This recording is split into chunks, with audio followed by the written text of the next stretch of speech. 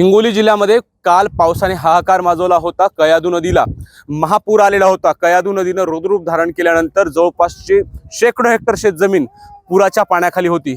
आता पूर ओसरलाय आणि नुकसानीची दाहकता समोर येऊ लागली आहे। मी अशाच एका सोयाबीनच्या शेतात उभा आहे।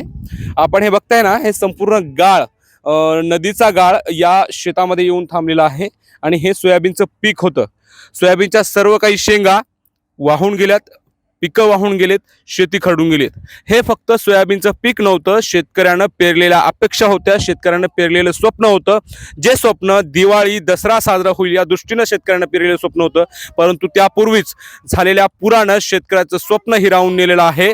हजारो रुपये खर्च करून शेतकरी या ठिकाणी पिकाची जोपासना करतात, शेतातील पिकं लहानाची मोठे करतात, परंतु अशा पद्धतीनं आलेल्या पुरानं शेतकऱ्याचं पूर्ण स्वप्न हिरावून नेलेलं आहे।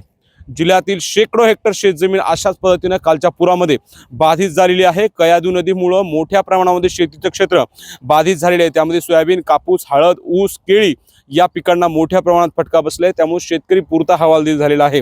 शासनाने जी मदत दिली आहे ती अत्यंत तुटपुंजी असून ती मदत वाढवून मिळावी अशी अपेक्षा, अशी मागणी शेतकरी करू लागली। तर आता हे संपूर्ण नुकसानीच्या बाबत सरकार काय दखल घेतं हे बघणं महत्त्वाचं आहे। माधव दिपके, एबीपी माझा, डोंगरगाव पूल, हिंगोली।